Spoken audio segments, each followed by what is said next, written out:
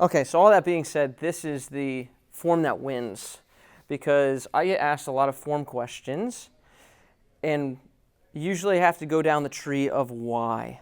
Like why, until I find out what this person really wants. Who's working on a form piece right now? Okay, form piece is what? So if I say, what are you working on right now? More coil, right? So sometimes people ask me, I'll say, okay, what are you working on? Why are you taking a lesson with me? Why are you in front of me right now?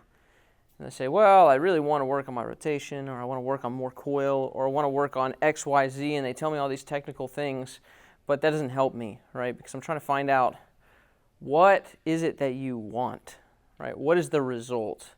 So just by nature of us having the channel that we have and it being technical advice, people think what they want is a technical fix, or they fixate on a certain aspect of technique because they think it's going to get them the result that they want, or they don't know the result that they want, right? Oh, I'm working on my backswing. Okay, why? Because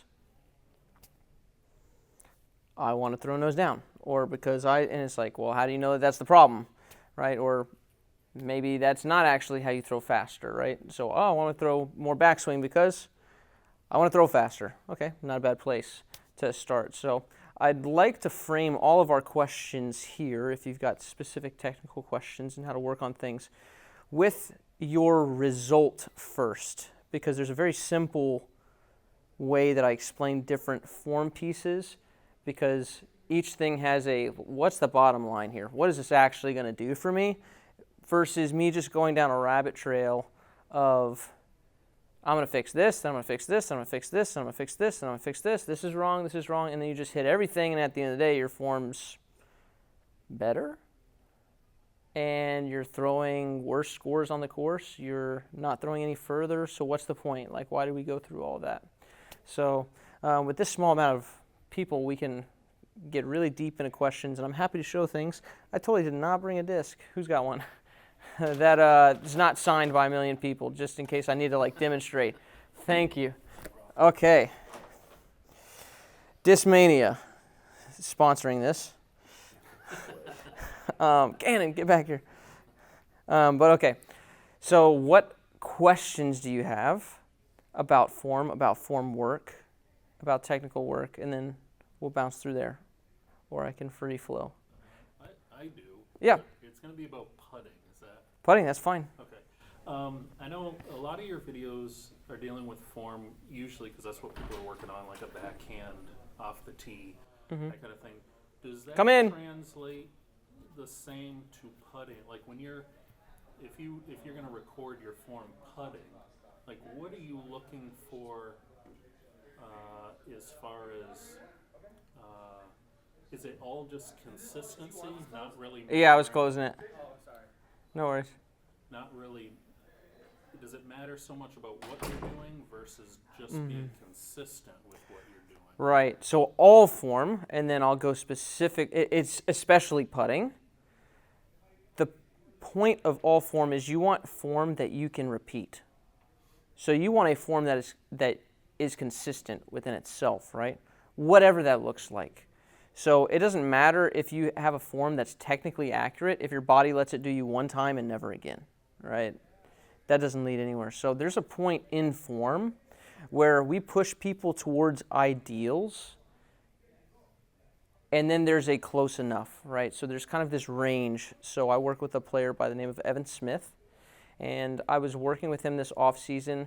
We're cleaning up his technical form, and I'd like him to be closer to AB. So I'd like him to be more linear in nature. So this would be non-linear. Very hard to have a form that's very spinny like this and be accurate on tour, because now you've got this perfect gone, right? So we'd like to get more linear, preferably. And so we've got players on tour that are more linear. Take like AB, for example, who I think in terms of drive form is ideal. In terms of distance form, I would say is ideal. So you start looking at AB, a David Wiggins, guys like that. Super linear. It's like this is great for reasons, right? And then I get Evan to where, AB's about here, and I'm putting him, I put AB and Evan next to each other, and Evan is so close. It's unbelievably close, like closer than most of us will ever be to looking like Anthony Barella. So I put them side by side, and I start to tell him, like, okay, but, you know, we need this. And fortunately, I said it in a way that he didn't understand right away. It was through text, and I was like, never mind, forget I said anything. This is great. Move on to this next part, because Evan got close enough. So even though Evan was less than ideal, Evan's 1038 rated, somewhere around there. Don't quote me on that. Not quite 1040 yet. So obviously he's got an effective form. It works, right? So even though there's an ideal out there, there's something that's better. Perfection is kind of the enemy, right? We want function. So if you start chasing perfection, you'll never stop. It just won't happen, and you won't be able to groove anything. So with all form, you want something that's repeatable, that's functional.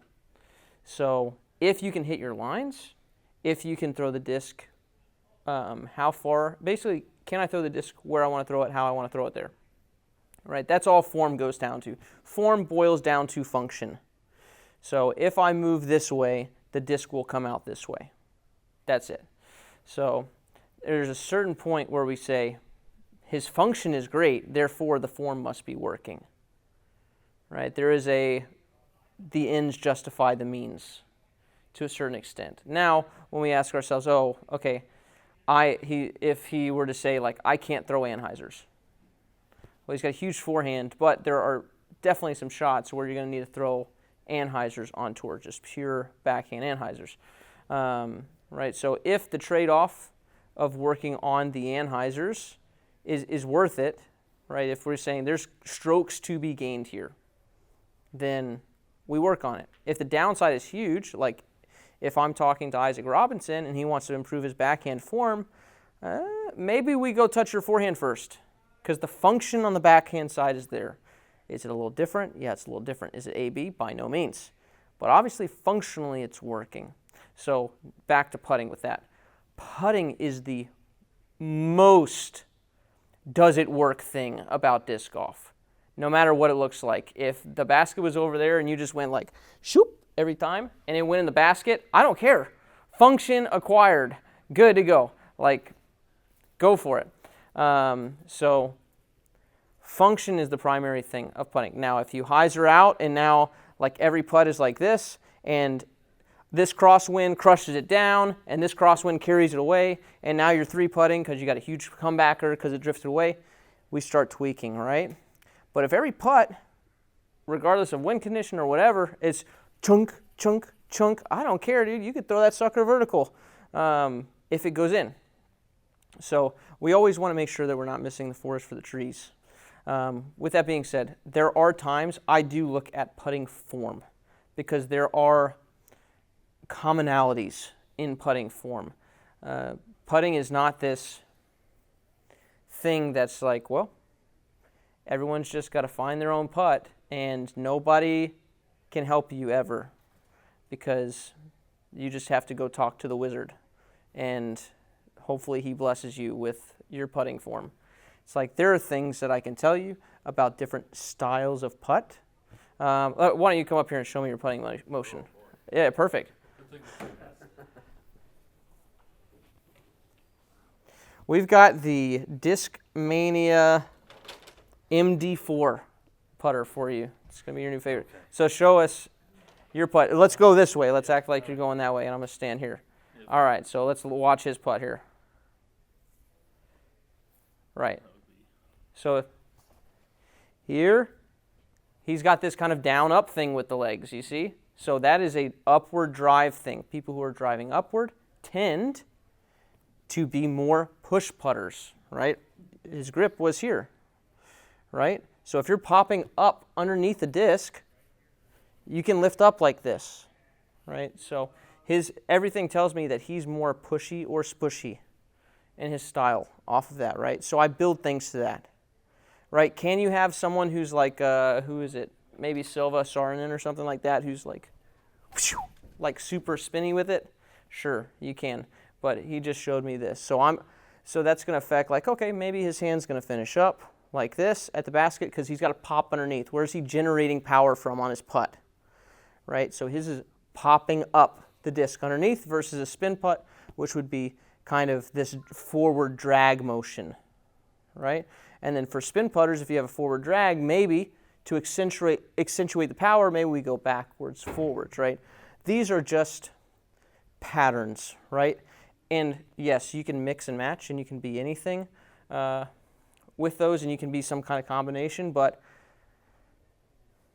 you don't put all the push putters on tour together and say, wow, these are wildly different techniques, right? If you saw them all, you'd be like, oh, okay, there's kind of like commonalities. So with that being said, with putting, there are things for push putting that I expect now functionally for his arc to be much more like this, much more free throw or cornhole, right? I expect his misses to be high and low, right?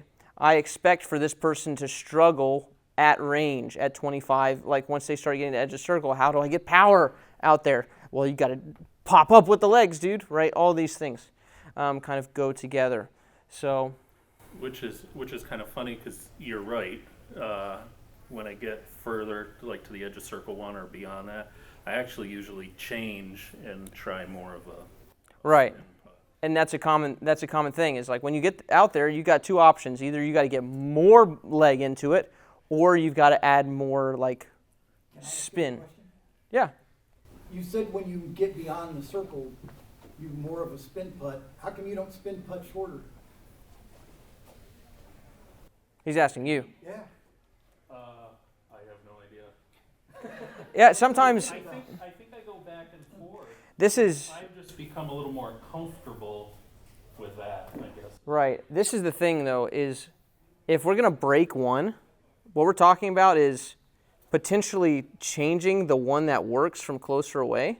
If it does, yeah. Right. Yeah, if it does. Do your 20-footers work? Are they on target? Right, so I'd rather leave the 20-footers and potentially break the 35-footers and experiment out there than ruin the 20-footers. Trust me, you don't want to live that life. I will testify to that. You do not want to live the life missing 20-footers. So I would, again, the function on the close ones is good, right? Too often people try to, what if it could be better?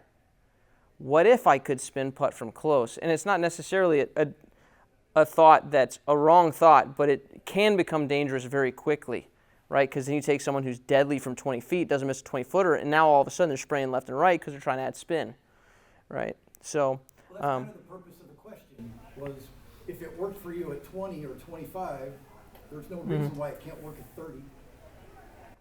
For his push putt, you're saying?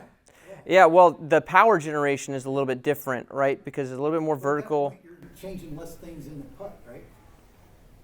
It depends, and it depends on the player. It depends on what's easy for them to change. So sometimes what happens is like I'll take a player like that and I'll push them out to 40.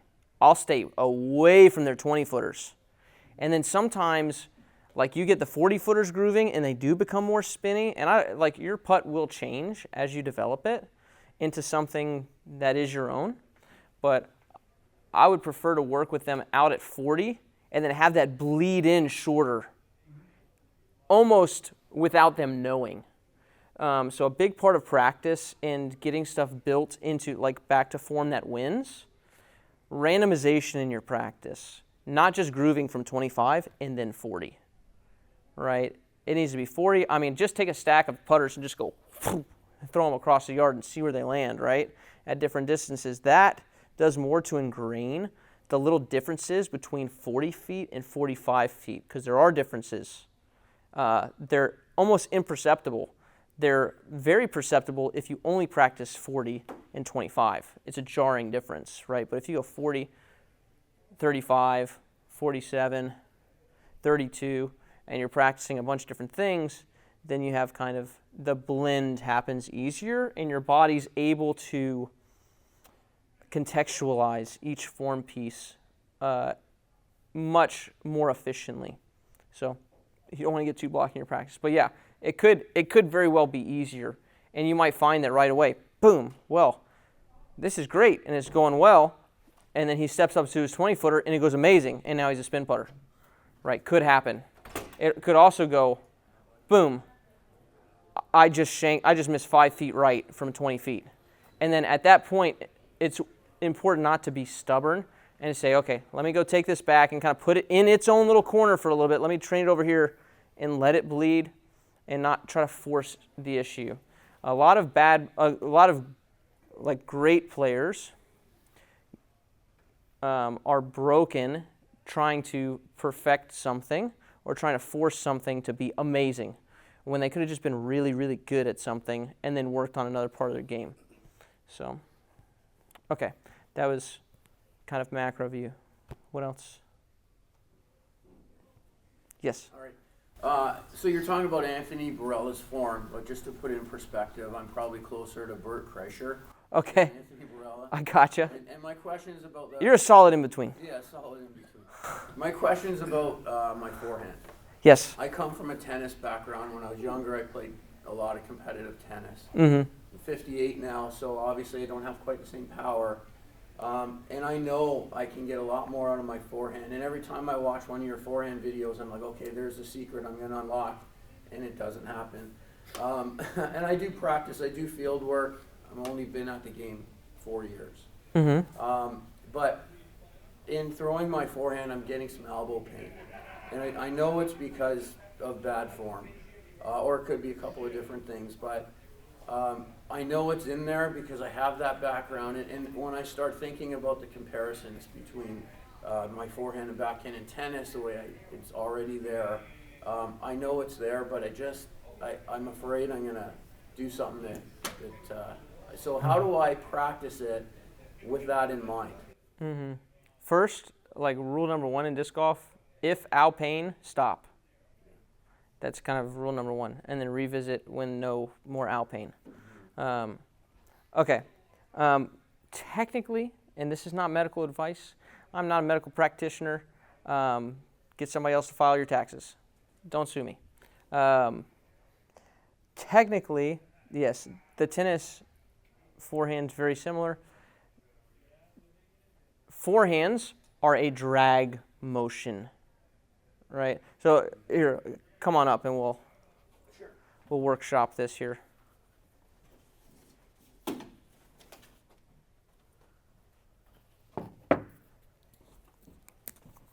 Okay, let's see.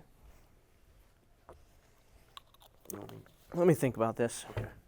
Okay. I'm trying to make it so that everybody can see. Okay, you stand here. Okay.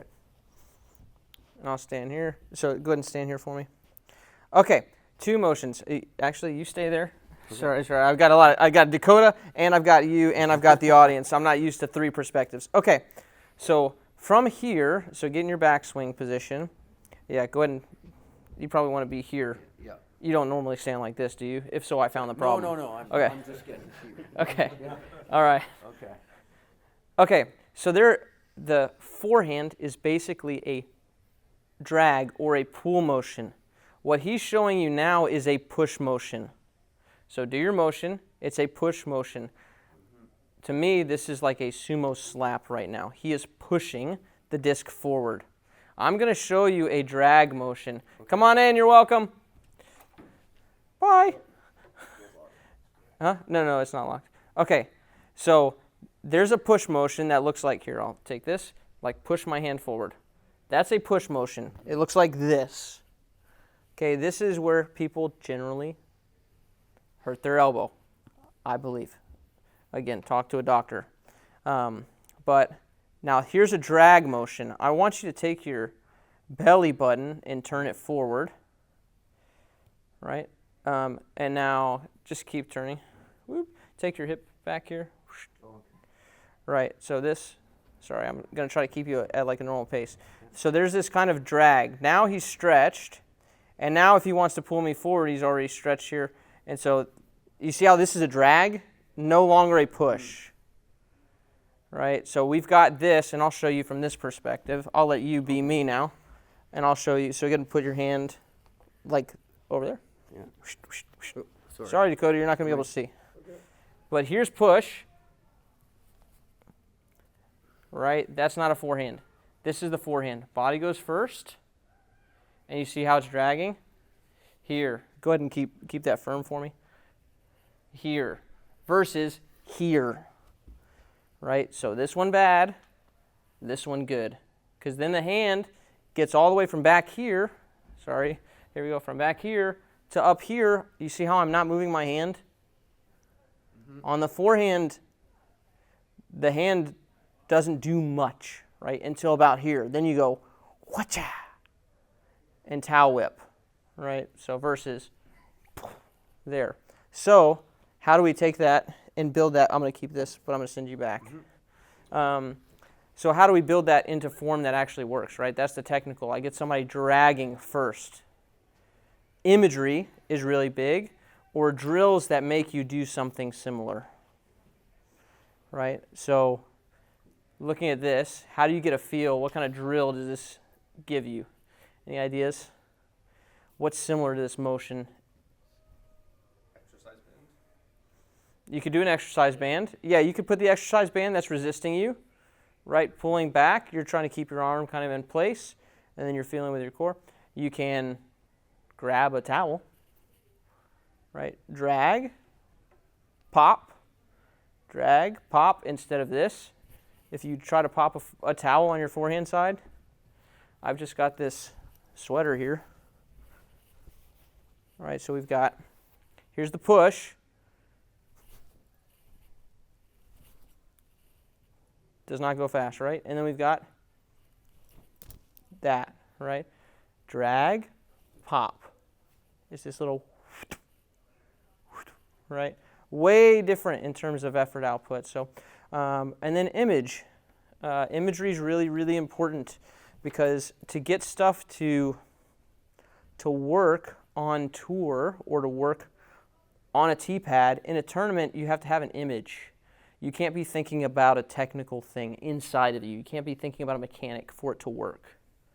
So one that I used with the gentleman in Savannah was a fishing rod, actually. I don't know why I asked him this. I said, you ever fished before? He's like, absolutely. He just looked like a fisherman. I don't know why. It's not like he was wearing a hook on his hat or anything either. It just, I don't know, just stereotyped him.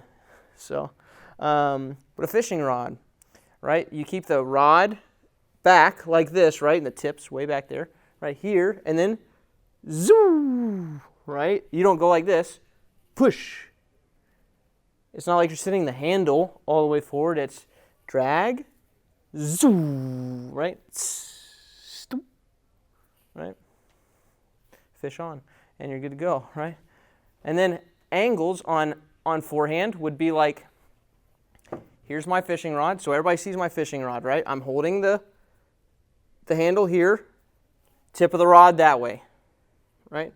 So Anheuser is zoom this way.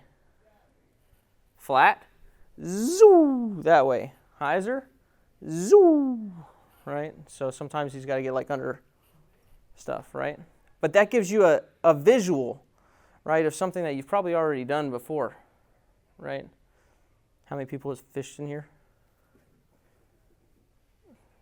Almost 100%. I miss Coach Chris over there. Oh, okay. He has, right? But it's very simple, right? So that's forehand, and that's the spin, right? Here's the tip of my rod.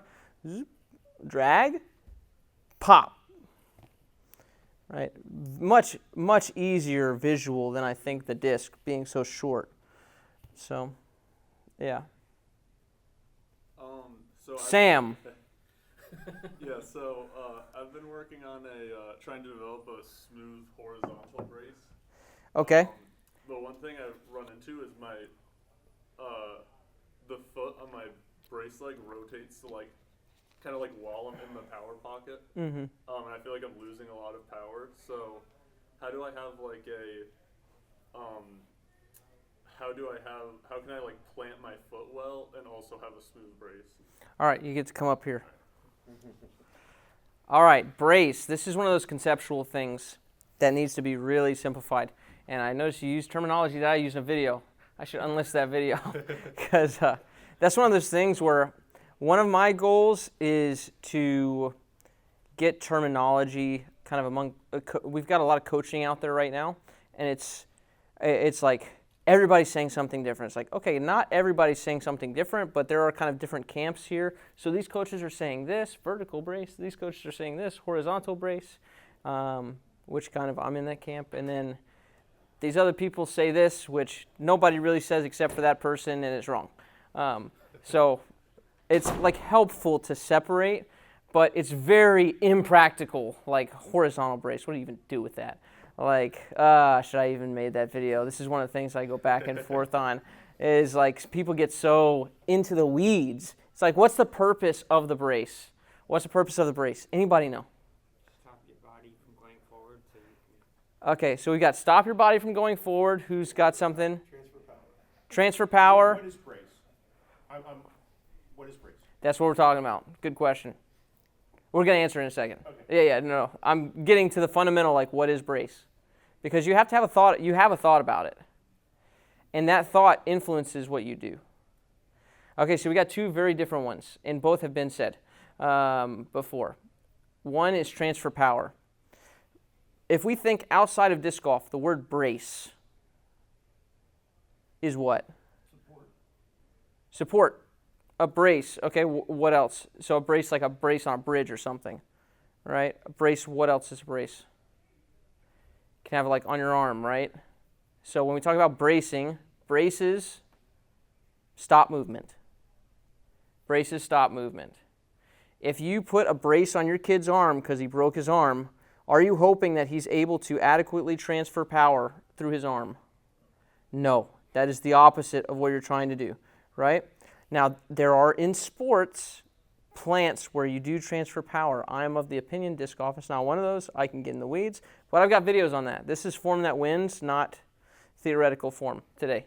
So, braces stop things. That is the simplest thought you can have. You can't tell your brain, you're going to stop and then you're going to go some more. It's just stop. So I hope to exemplify what a brace here is with Sam. So go ahead and get into your final kind of plant position here. Cool. Sam grew about, 5 inches since I last saw him. Okay, so I'm going to go ahead and grab your hand here. So this is a brace. So Sam, I'm going to act like the force that's exuded in a throw. So Sam, go ahead and pull me forward. Whoop, here. Okay, now stay in place. Do not let me pull you forward. Okay, try again. Watch what happens. Okay, I think I'm going to win. Okay, try again. Don't let me win, dude. Young 19-year-old. I got dad power. You ready? Yeah. Okay, we'll try one more time. Let's see. Do what you got to do. I'll give you some time to set up. All right. I'm ready. You're not making it. Okay, here we go. Oh, what? Okay, what did he do? What did he do to resist me? Lowered himself, planted himself. Lowered his center of mass, planted himself, right? We talk about plant, brace. What else? Lean back. Yeah, you got his head, his center, away from his foot. Right? Now, I want you to be like a little bit bent on your front leg. Let's look at front leg. I just want you to get low, down, like this, like you're solid, dude. Yeah, here we go. Watch his front leg. Come on. I'm about to start pulling harder. What happens to his front leg? It straightens. What's his thought? Straighten my front leg? Do not let this old man pull me over. All right? I am 19 and strong. I shouldn't be losing to this. Right? Those are all stop thoughts. Those are all contain thoughts, right? And so when you're throwing, the point of the brace is to stop. It's to give you something to resist, because if you're throwing really fast, you've got your whole body trying to go forward. Let's say that you don't brace. We notice that his body also stayed back, right? His center stayed back. Right? Now I want you to get low like you did before, but we're going to talk about brace in terms of core now and head. So now let your head drift towards me. Okay, so your head is going to drift towards me, but I want you to keep the rest there. Nope, you're not putting your head towards me. Like, You ready? Like let it be jello towards me. okay. You ready? But stop with the rest of your body. Right? If I can get his head forward and I can get his torso drifting over his foot, he's gone, right? So he can't throw very strong here, right? So the brace is to avoid leaking power. The legs are very important, but they're not important to generate power. They're important to keep what you've got because we're throwing here with the arm, and we need something to throw from. If I put him on ice and you try to throw, you don't have anything to throw against. There's nothing attached to the ground to throw against, right? So it's not about generating power. So the first thing is, that's where your thought has to be. So his question is about opening up, right? Well, if I can get him to turn forward, so now turn your chest towards me and try to resist me, it's going to affect his foot, right? So it's going to affect everything. If we don't stop from here, if we don't use our foot to brace everything else and to stop our hips from moving forward like this and to stop them from drifting forward like this, so we need to stop the drift and the rotation, or we need to contain it at least a bit better. Then if my hips go, my foot needs to pivot or I break my knee. Those are my two options. My foot, it's like this. If my foot doesn't twist but my hips are twisting above it, there's a knee in the middle. So you've got choices there. I would choose to pivot there too, over breaking my knee personally. So I've seen the other option where people are like, oh, my knee hurts. It's like, yeah, well, your body's like begging for you to pivot, right? So for me, that probably comes down, his question is the spinning out, right? So the brace question is, so why I'm bringing up brace is this is all part of stopping, right? The torso can turn everything forward, which means that his hips need to go, which means that his foot needs to twist early, right? So if you're here, if you're here, right, and your arm hasn't gone yet, my brace did not stop my hips from moving forward, right? I can't move my hip anymore, so now when I go into my hit, I'm going to twist out. I'm going to twist to preserve my knee, okay? So the other option is that you just go here and your chest is going super far forward, and that's turning your hips. You got chest turning hips, or you can have your feet turning the hips from on top or bottom. You got lots of options for this stuff turning forward here, right? If I twist with my feet, I can turn my hips, or if I turn with my chest too much, it turns my hips from up top. So both of those are get back here, stop stuff, stop your body. I call this kind of like Eiffel Tower. And then throw your arm. Try to keep everything else there. Other stuff will open, especially as you follow through and all that. It will open, but you need to try to stop it.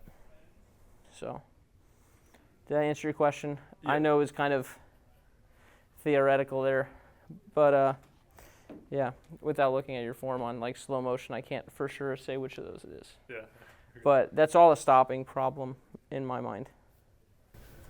Are there any exercises to kind of maybe confirm or help to know that you're stopping effectively? To know that you're stopping, well, you can just look. Like if you go here and I see this in your Eiffel Tower, so my head's above my belly button, I'm centered up, right? This is what we're looking for. We hit. Your body wants to continue going like woo, like that, right? So you have to use your core and your head and all that to go and stop it. So if you see this, no go.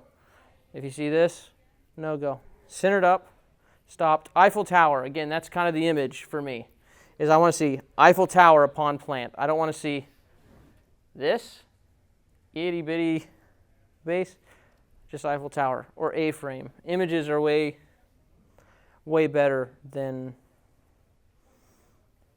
technical this, technical that. Okay, thanks, Sam. Yeah, thank you.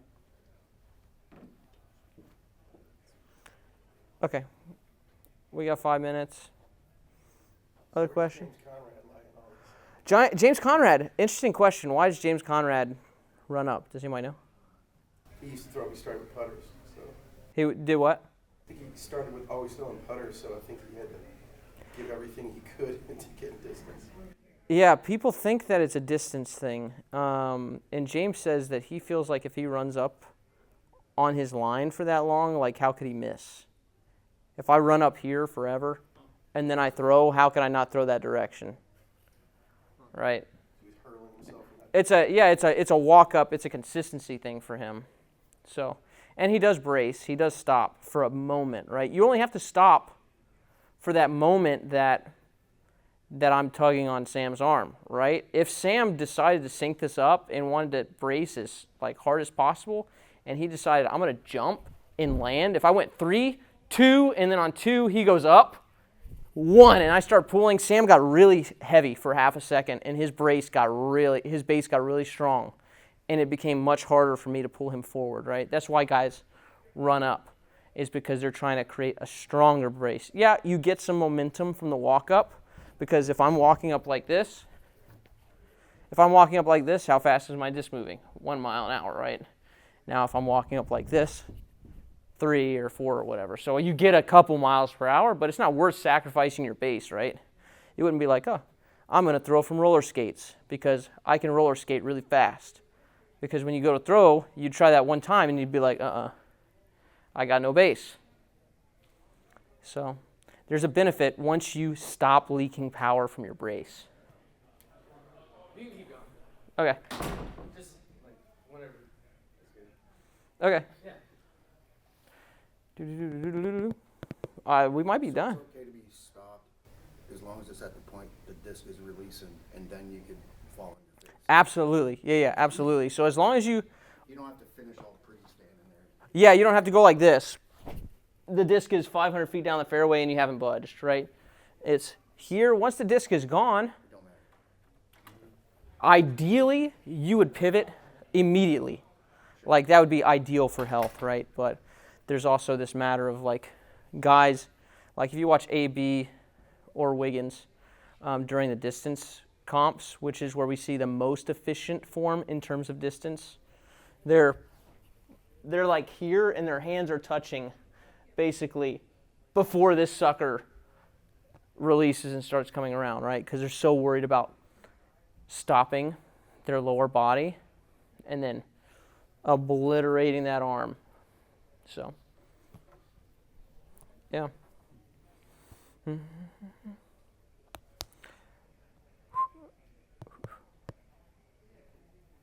Okay, those are some just form deals. Don't get lost in the weeds of just fixing form stuff to fix form stuff.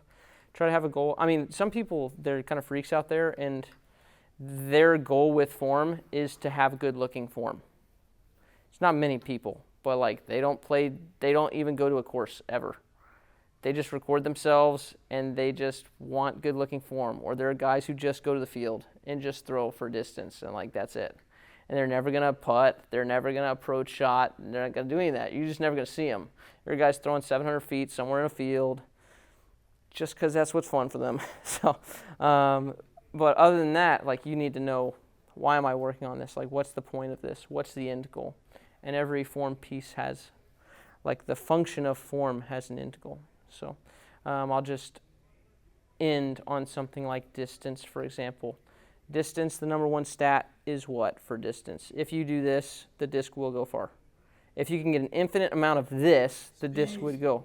Speed. It's only speed. It's not spin. It's not nose angle. It's not anything else. Now, do you need a good nose angle at certain speeds to throw certain distances? Absolutely, right? But when we talk about distance, what's the number, like, where does that speed come from in your form? Where? Form does not produce speed. He said arm, I think. Oh, arm. Yeah. Arm. Yeah, where? From here to here. If discs go fast from here to here, discs go far. It's just here to here, here to here. How fast you're going here, if I only saw your forearm at the end of your throw, no matter what happened before this, if I just saw from here to here, I could tell what angle you're throwing on. I could tell your nose angle. I can tell how fast you're throwing, like just here to here. So the previous 90%, if I just like, woo, and then I went, boom, right, and just whip that out, I could throw 60 if my arm moved 60, right? The other bit is just set up. It's just to make that last bit easier. But when you want to affect how the disc actually flies, you have to focus very much on kind of the end result here. It's very much, who cares what the previous, so where I just came from, Evan said it this way. He said, everything form-wise right before the last 10% doesn't matter. And there's a lot of us on the inside that just said, that is false. I cannot believe that, because it has to matter, right? If you can consistently go from here to here quickly, that will be a straight line there. If you can go, if you go like this, that's a hyzer. If you go like this, that's going to be kind of a flat angle. And if you go like this, that's going to be anhyzer, right? Lots of anhyzer, but anhyzer, right? So if you go like from here to here, you roll like this, that's going to be nose down. If you roll like this, it's going to be nose up. Right? So you could frame everything in form like what are you doing with the disc at the very end? And then everything else, sure, it helps to get the disc moving fast here where speed happens. It helps to have a little bit of a runway. Right? Maybe to turn here, it helps to have it turned like this back here so you have a longer turn to exaggerate the motion.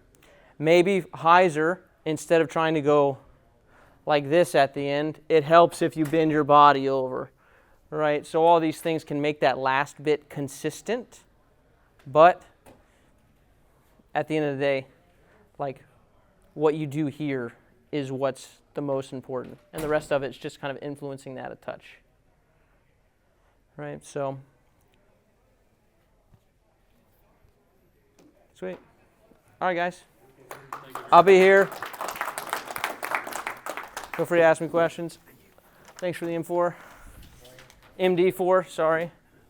Do you need me to move any of these tables out, Ben?